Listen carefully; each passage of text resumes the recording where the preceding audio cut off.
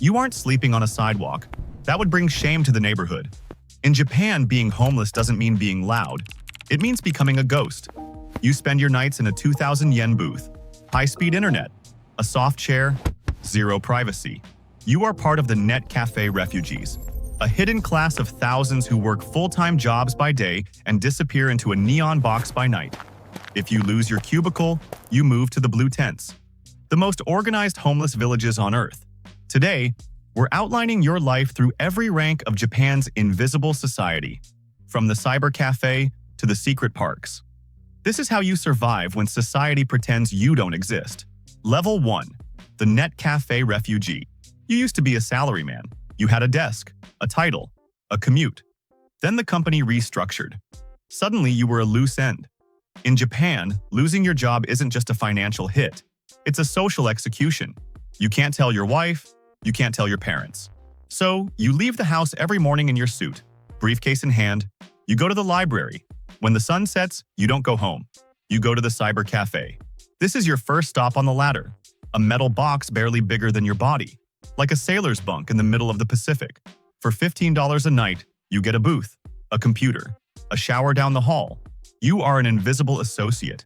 You still have a job. Maybe you're packing boxes, working retail. But your paycheck is a ghost that vanishes into the cafe's daily fee. You are being tested by the city. The police walk by, but as long as you stay inside the neon glow, you are furniture to them. You are learning the first rule of the street. Silence is survival. If you talk too much, if you look too desperate, the cafe manager will unchoose you, and you'll be back on the street. Level 1 teaches you to be invisible. Level 15 will teach you that invisibility has its own hierarchy. Level 15, the park resident. The money ran out. The cyber cafe is now a luxury you can't afford. You've moved to the park. But this isn't the chaos you see in the West. This is a plaza with its own governor and its own rules. You live in a blue tent, a perfectly constructed waterproof shelter made of tarps and cardboard. You quickly realize that even here, there is a hierarchy. You don't just put your tent anywhere. You have to be vetted by the elders. You are being observed, judged. Your every move matters. There is a tax on your existence, not in money, in order. You must keep your area spotless. You must disappear during the day so the real people can use the park. You are a ghost who manages the space. You learn the logistics of the park. Which convenience stores throw out their bento boxes at 11 p.m.? Which public fountains have the cleanest water? You are part of a cell of 4 or 5 men who watch each other's backs. If one of you gets sick, the others bring him tea. If a rival group tries to move into your turf, you respond with the quiet, firm authority of a veteran. No words, no violence, just presence. The system works. You have no freedom, but you have a system. Level 15 gives you community. Level 40 will take it away and replace it with performance. Level 40, the Salaryman Ghost. You aren't homeless in the way the West understands it.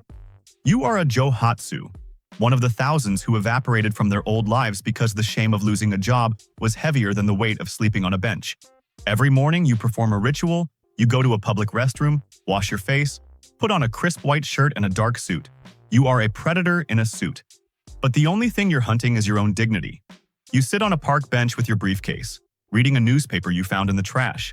You are living a double life, like an undercover agent, like a spy in your own country. You watch the real salarymen rush to their offices, and you mirror their movements. But as the sun goes down, the suit becomes a golden cage. You can't go back to your family because you can't admit you failed them. You are stuck in a loop of performance, living a level 40 existence where the greatest danger isn't hunger. It's being recognized. You see a former colleague walking toward you, and you freeze. You turn your head, pull up your collar, and disappear into the crowd. You realize that replacement is permanent. Your old desk has a new name on it, and your old life is a story they tell to scare the new recruits. Level 40 teaches you that performance is its own prison. Level 75 will show you what happens when you stop performing. Level 75, the day laborer of Sanya. You've stopped wearing the suit. The performance is over. You've moved to Sanya, the neighborhood that doesn't exist on the official Tokyo maps. This is the inner sanctum of the invisible world. Here, you are a day laborer. You wake up at 4:30 a.m. and stand on a street corner. Black vans pull up. the transporters of the underworld. They don't ask for your ID. They ask if you can lift a shovel. You are sent to construction sites, cleaning up debris, digging foundations for the high-rises that will eventually house the people who look past you. You are paid in cash, a fat envelope that you immediately spend on a cheap room and a bottle of sake. This is the gritty reality. You are the cheap, disposable early warning system for the economy. You are doing the work that real people won't do, under the supervision of enforcers who don't care about your name. You see the blood debt of the city, how it was built on the backs of men who have been forgotten. You realize you are no longer a person. You are a number in a different column on someone else's spreadsheet. You have scars, a bad back, and a work bag that contains everything you own. Level 75 grinds your body to dust. Level 100 will show you what happens when you finally stop grinding. Level 100. The Elder, the Zen Master of Nothing. You have reached the final stage of the invisible hierarchy. You've stopped running from the shame of level 40, stopped the backbreaking labor of level 75. You have mastered the art of existing on nothing. You have been in the system for 20 years. You are a ghost, but you are the ghost they listen to. You don't need a blue tent anymore. You know a spot under the bridge where the wind never reaches. You don't hunt for food. You know the rhythm of the city so well that the food finds you. You have reached a state of pure legitimacy in your own world. You are the one who mediates disputes between the younger residents. You are the incense master of the park, the keeper of the traditions that keep the peace. You look at the salaryman ghosts with pity. You know the cost of their golden cage. You sit in your spot, watching the neon lights of Shinjuku reflect off the river. You have no property, no bank account, no name. You have reached the top of the pyramid, but the ladder is resting on nothing. You realize the final secret of the hierarchy. The only way to win the game is to stop playing it. You look down the ladder, from the level 1 refugee hiding in a cyber cafe to the level 100 elder who has found peace in the silence. The city moves around you, loud and messy and alive. But you are part of the order. You wait for the sun to rise, knowing that tomorrow you will wake up and do it all again. This is the life. This is the hierarchy of the invisible. You look down the ladder.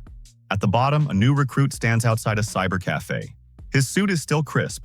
His hands aren't calloused yet. He doesn't know what's coming. He thinks he's here for a few weeks. A temporary setback. He'll be back in his apartment soon. He doesn't know about the years, the silence, the way the city learns to look through you. You want to warn him. Tell him to go home. Tell him to swallow his pride and call his mother. But the ladder doesn't work that way. Somewhere, a 45-year-old man is walking into a cyber cafe for the first time. He thinks it's temporary. He doesn't know about level 100 yet, but he will.